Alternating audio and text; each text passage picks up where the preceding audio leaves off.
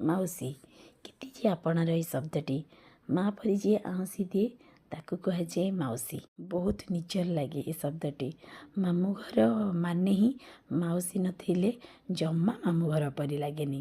ଆଜିକାଲି ତ ପିଲାମାନେ ମାଉସୀ ପିଇସି ଖୁଡ଼ି ଏସବୁଙ୍କୁ ଗୋଟେ ନାଁ ଦେଇ ଦେଇଛନ୍ତି, ଯାହାକି ଆଣ୍ଟି ଡାକୁଛନ୍ତି। ମାଉସୀ ପିଉସୀ ଡାକ ଲିଭିଗଲାଣି ସତ, କିନ୍ତୁ ସେଇ ଗେହ୍ଲା ସେଇ ସ୍ନେହ ଏବେ ବି ଅଛି। ମା ପରି ଗାଳି ଦେଇଥାଏ ଭୁଲ କଲେ, ଆଉ ମା ପରି ଗେହ୍ଲା ବି କରେ ସେହି ପାଟିରେ। ଆଉ ପିଲାମାନେ ବି ଯାହା ଦରକାର ଥାଏ ମାଆକୁ ପଛେ କହି ନ ପାରନ୍ତି ଡରିକି, ସେଟା ସେମାନେ ମାଉସୀଙ୍କଠୁ ଜୋର କରିକିରି ଆଣିପାରିଥାନ୍ତି। ସତରେ ମାଆର ସ୍ଥାନ କେବଳ ମାଉସୀ ହିଁ ନେଇପାରିବେ।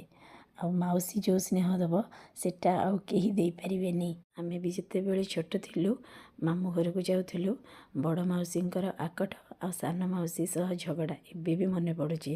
ଆଉ ଭାରି ଖୁସି ଲାଗେ ସେଇ ଜିନିଷକୁ ମନେ ପକେଇଲେ।